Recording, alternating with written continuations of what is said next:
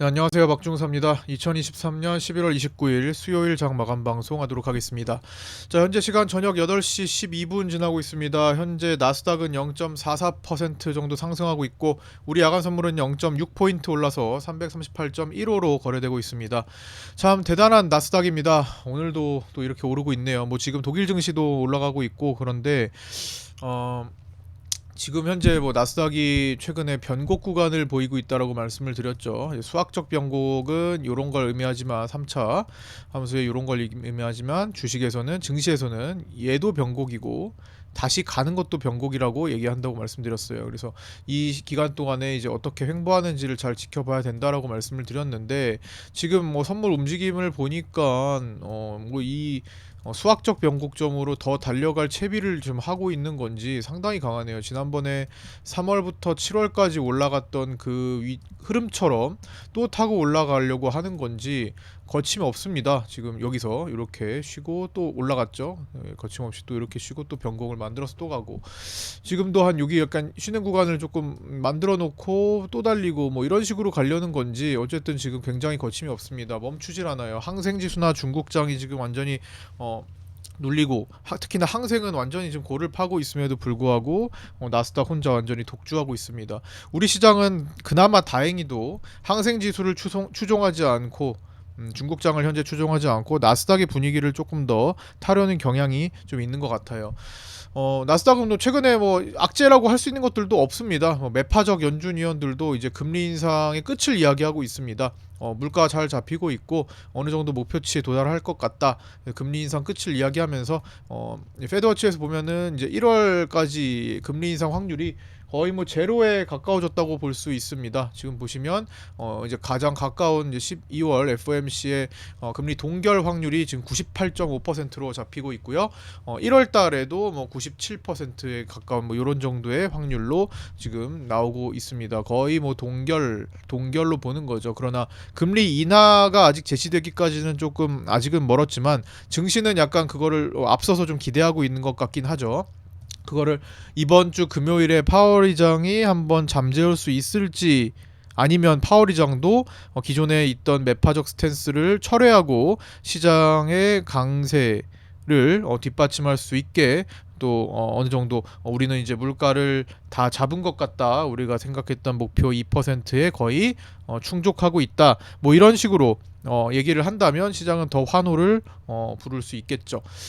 자, 어쨌든 지금 포지션 자체도 이제 수급 자체도 지금 미국 나스닥은 상당히 개인들을 숏 포지션으로 몰아놓고 특히 서학개미들 이제 우리나라 증권사를 이제 보면은 지금 보면은 유진투자 선물 기준으로 개인들은 지금 66% 정도 숏 포지션의 미결제 약정을 가지고 있는 상태입니다. 3분의 2 정도는 지금 숏 포지션을 포기하지 않고 계속 고집하고 있다라는 거고요. 이베스트 투자증권 기준으로는 한 83% 정도의 비율로 개인들이 미결제 숏 포지션을 지금 버티고 있다. 이렇게 지금 볼 수 있습니다. 이런 것들이 한번 제대로 꺾이기 시작하면 한순간에 뭐 뒤바뀔 수도 있지만 어쨌든 그건 나와야 나오는 거니까 이제 대응의 영역으로 가져야 될 것 같아요. 나스닥이 언제 꺾일지 당장 뭐 오늘 밤이라도 꺾여도 이상하지는 않은 위치긴 한데 내용적으로 그게 쉽지는 않아 보이긴 합니다. 좀 더 갔다가 뭐 아니면 피뢰침을 좀 만들고 가려는지 어쨌든 그런 흐름이 나온 다음에 이제 나왔구나 이제 꺾였구나 이런 식으로 대응의 영역으로 가야지 이제 언제 꺾일 거야라는 식으로 뭐 슈퍼지션을 지금 개인들이 바글바글 한 것처럼 계속 쥐고 있으면 안 될 거라고 생각합니다. 계속 도망갈 거예요. 완전히 다 자포자기 완전히 두 손 두 발 항복 닫을 때까지 반대 매매를 싹 다 이끌어낼 때까지 계속 도망갈 수도 있다라는 겁니다. 최대 3에서 6개월까지도 갈 수 있습니다. 그러나 어쨌든 나오면 대처가 가능할 정도로만 만들어 두시는 게 좋을 것 같습니다. 이제 나스닥 쪽 하시는 분들도 그다음에 이제 기간 조정 후 추가 상승 가능성 충분히 있는 거고요. 뭐 꺾이자면은 뭐 언제 꺾여도 이상하지 않은 상태이긴 합니다.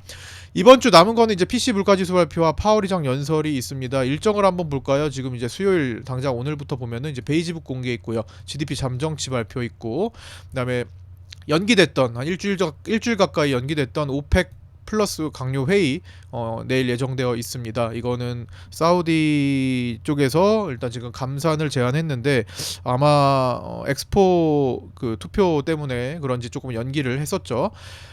그다음에 이제 주택 판매 지표 나오고 그다음에 여기 이제 PC 물가지수 나오고요. 그다음에 12월 1일에 가장 중요한 파월의장 연설을 들을 수 있는 파월의장의 발언을 들을 수 있는 시간이 옵니다. 아마 우리는 다음 주나 영향을 좀 미치겠죠. 이제 요 시간이 우리 금요일장 끝나고 토요일 되는 새벽이기 때문에 다음 주 월요일에 월요일 위클리 옵션과 함께 영향을 크게 받을 것 같습니다. 뭐 파월의장이 어떻게 얘기하든 지금 어쨌든 오랜만에 얘기하는 거기 때문에 파급력은 상당히 강할 것으로 보입니다. 자, 오늘 우리 증시 상당히 복잡 미묘했습니다. 정말 어려운 날이었어요. 오늘 우리 증시를 보면서 야, 이거 진짜 함부로 덤비면 큰일 나겠다. 엇박자 투성이겠다. 라는 생각을 장 초반에 했죠. 그래서 우리 파생반에도 오늘은 덤비지 말고 관망이다. 오늘은 진짜 잘못 들어갔다가는 큰일 난다. 오늘 웬만하면 관망하자라는 관점으로 좀 말씀을 드렸습니다. 두 큰 힘을 가진 두 큰 손들이 이렇게 싸우고 있는데 여기를 말리려고 끼어들든 그냥 여기에 참여를 하든 안 되겠죠. 이거는 두 큰 이제 외국인들도 이제 매수세와 매도세와 매수세가 엄청나게 지금 티격태격 싸우고 있는데 여기에 지금 달려들면 어떤 식으로든 다칠 수가 있어요. 싸움을 말리다가도 코피 터질 수 있는 겁니다. 그래서 지금은 아예 여기에 참여하지 않는, 관여하지 않고 좀 멀리서 지켜보는, 상황을 지켜보고 이기는 쪽 우리 편 이라는 생각으로 결론이 난 다음에 그 안에서 다시 그 뒤에 이제 따라 하는 것이 가장 바람직해 보여서 오늘은 이거 엇박자 잘못 나면은 계속 곤란한 거예요. 내려간다 이제 숏이다 하고 타면은 올라가고 돌파했다 롱이다 하면 내려가고, 그쵸? 또 이탈했다 숏이다 하면 또 올라가고, 그쵸? 이탈했다 숏이다 하고 하면 올라가고, 돌파했다 롱이다 하면 내려가고, 그쵸? 계속 이럴 수 있는 하루였습니다.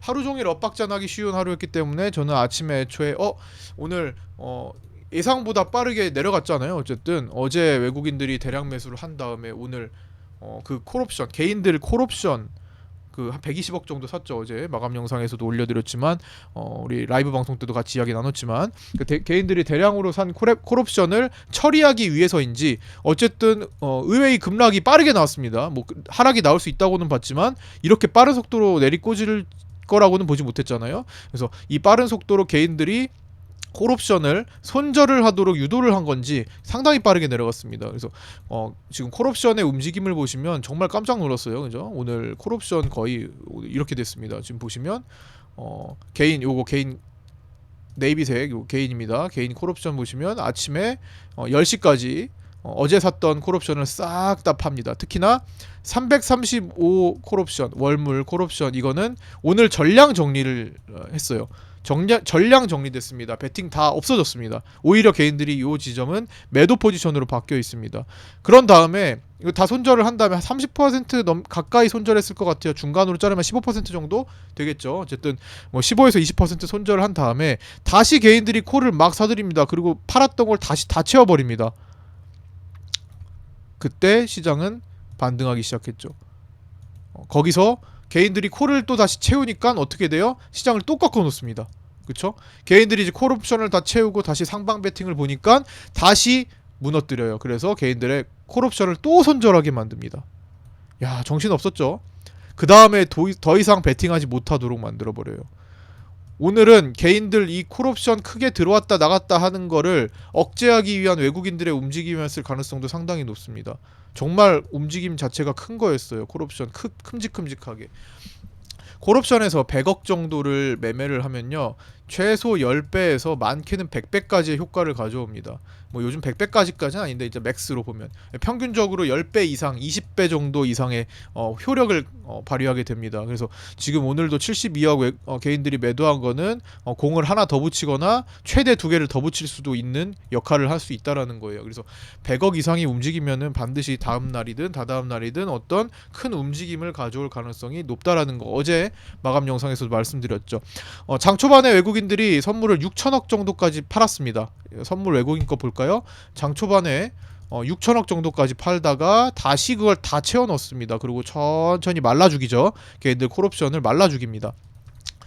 옵션은 이렇게 횡보만 해도 프리가 죽기 때문에 말라 죽일 수 있죠. 아예 접근을 못하게 만들어 버렸어요. 근데 개인들이 보통 외국인들이 이렇게 보통 한쪽으로 초반에 5천억 이상 접근하는 경우 일반적으로 한쪽으로 흘러가는 경우가 많지만 그 일반적인 형태가 아니었습니다. 엊그제도 마찬가지였죠. 엊그제도 장 초반에 여기서 외국인들이 5천억을 사다가 보통 이제 원웨이로 가는 경향을 보이는데 그거를 별로 평소에 보이지 않는 모습으로 의외의 모습으로 떨어졌죠. 그게 오늘 또 나온 거예요. 반대로 나왔습니다. 반대로 팔다가 다시 채워 넣는 방식으로.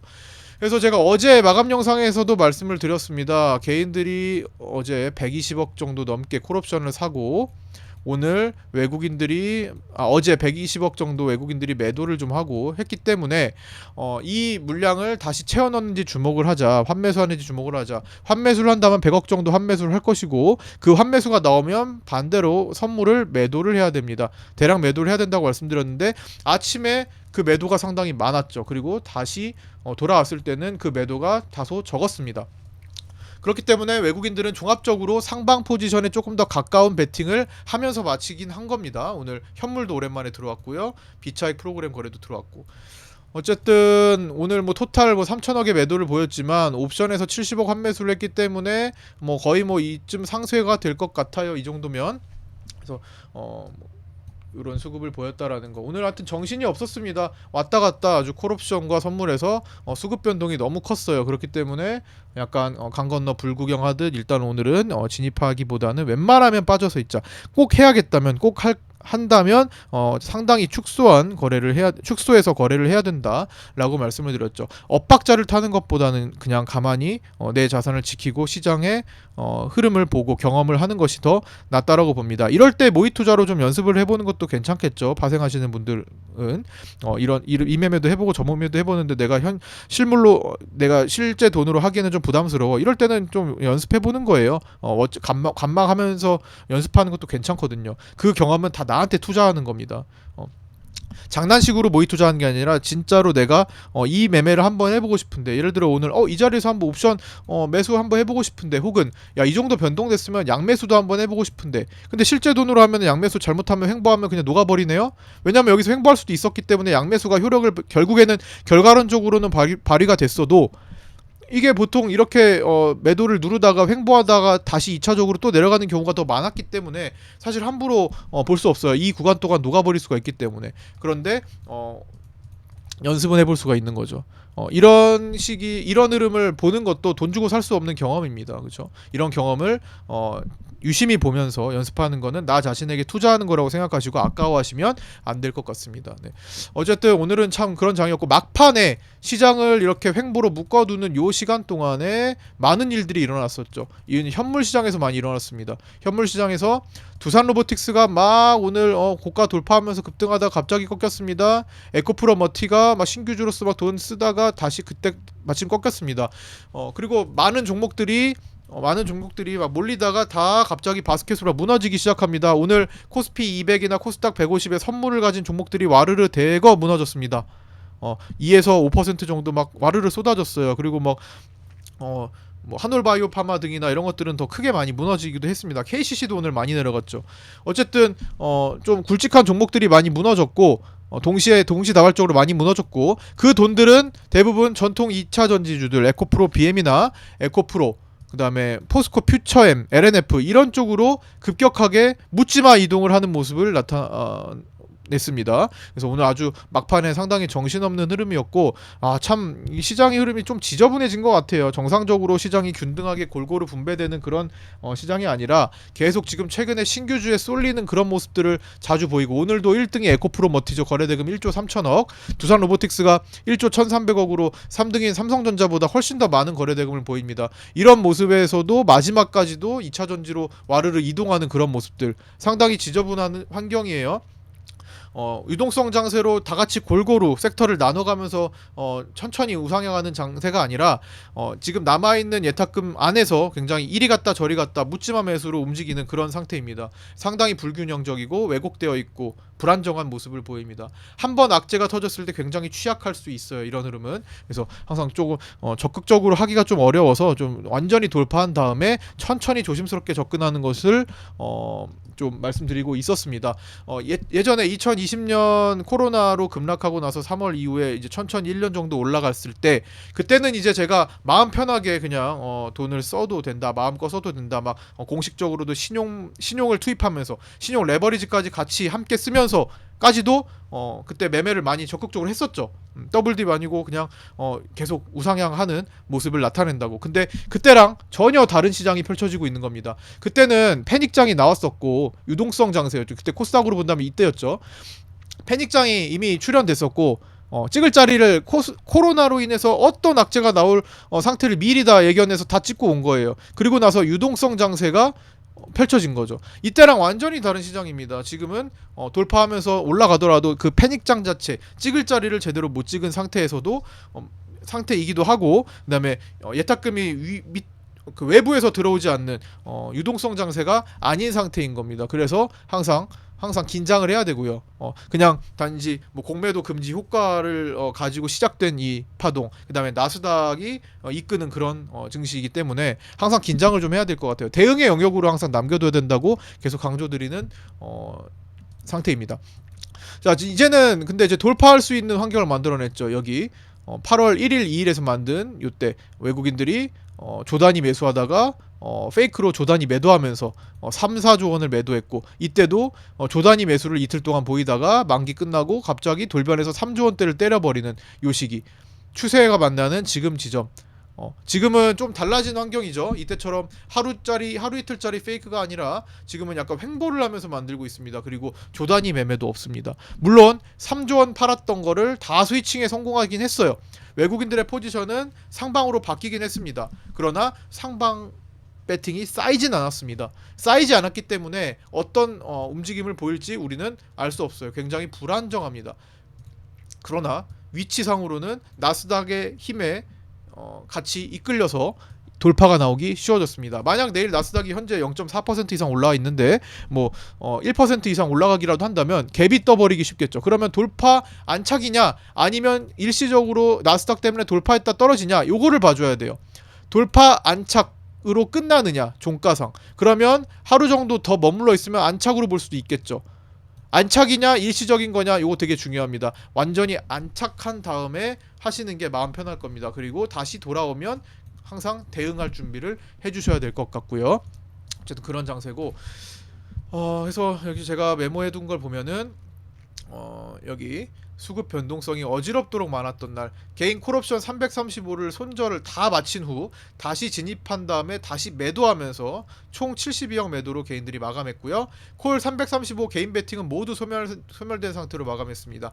막판에는 두산로보틱스와 에코프로 머티 등에 쏠렸던 자금이 갑자기 빠지고 기존 2차전지 종목으로 급격히 이동하는 현상이 발생했습니다. LNF와 에코프로, BM, 포스코, 퓨처엠 등이 거기에 해당됐고요. 그러면서 동시다발적으로 많은 종목들의 급락이 나왔습니다. 그러나 삼성전자가 굳건히 버티면서 지수를 방어했죠. 삼성전자마저 거기서 흔들렸으면은 오늘 마지막에 지수가 좀 많이 흔들렸을 텐데 자리를 굳건히 지키고 있었다라는 거. 삼성전자가 인덱스 역할을 상당히 지금 중요하게 해주고 있죠. 오늘 추세 저항에 막히는 척을 하다가 아침에 쭉 이제 밀리면서 개인 콜 터는 거였는데 뭐 쭉 개인 콜 터는 거 이 상태 나온 상태로 이제 추세 저항에 막히는 척을 한 거죠. 그때까지만 해도 음봉을 다 덮어내는 양봉을 다 덮어내는 음봉이 출현되고 있었죠. 이렇게 몸통을 덮어내는. 그런데 꼬리를 다는 이변이 발생했다라는 거.